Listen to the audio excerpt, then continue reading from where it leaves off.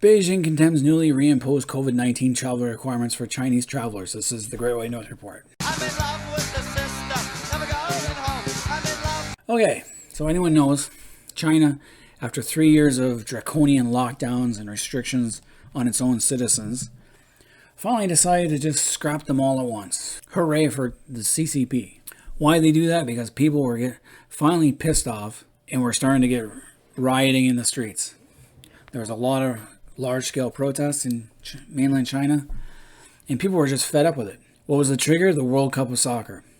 During the World Cup of Soccer, though some Chinese television stations blurred the crowds, some didn't, and the Chinese people could see all these people at the World Cup from all sorts of different nations crammed into stadiums, cheering on their teams without a mask, without social distancing. So these people were just getting fed up with it all.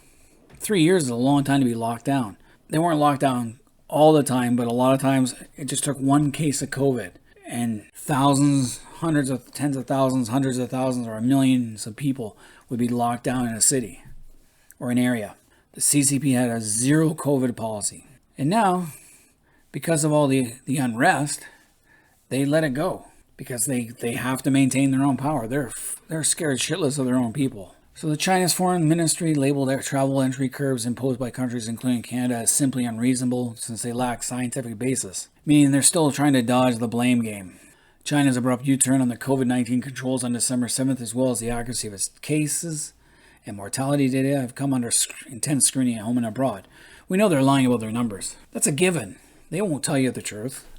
They're afraid of the truth. If their people knew how bad it was, or if us abroad knew just how bad it was, we probably wouldn't let them in. I wouldn't let them in.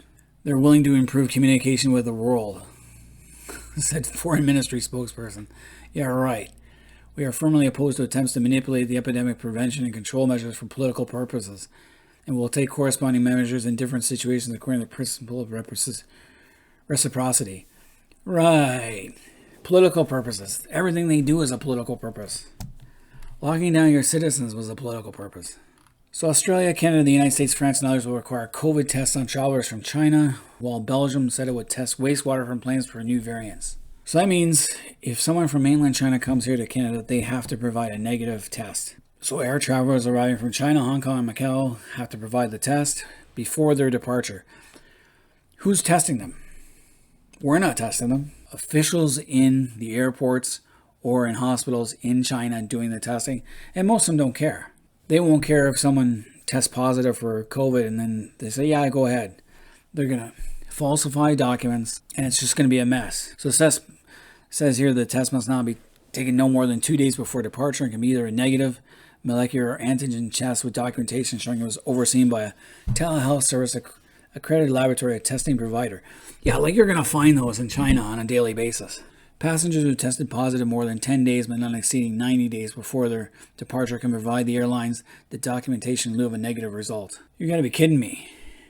They're gonna lie through their teeth on this one. China is one of the land of the counterfeiters.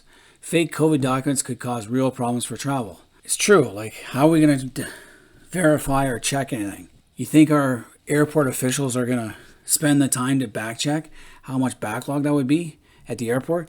Because once the restrictions were lowered, the Chinese people couldn't, those with money, so the upper class and the well-off middle class, couldn't wait to get the hell out of their country. They couldn't wait to start traveling again, doing something, getting away from it all. So they're making a run for the border. And then you're going to have this, something like this. Negative COVID-19 test result report purported from a company called Tri Alta Laboratory Corp, which look real enough to most. It even has a disclaimer at the bottom caution that a negative test doesn't rule out infection. So a lot of little companies will spring up all of a sudden. Because they do this, and they'll fudge it. They'll lie about having a COVID test. You go on TikTok and find a lot of these things. So we can expect to see COVID cases rise again. And the only thing we can do is just keep wearing a mask, disinfect our hands, try and social distance as well. I know it's hard sometimes. If I go to Walmart, I always wear a mask, or any real busy store. I will wear a mask. This is going to make our numbers rise again because the Chinese don't care if their citizens infect the rest of the world. They didn't care the first time around. They're not going to care this time around. What we should have did was we should have kept a ban of all Chinese travelers to Canada. I know it hurts the the tourist industry a little bit. But what can we do? We keep our own citizens safe until China is transparent about their numbers, which would be a day hell freezes over. Should be like that. And we should not let them get away with what they've done. But we are. Anyway, any Canadians out there, let me know what you guys think. Should we ban Chinese travelers coming to Canada, or should we just let it be?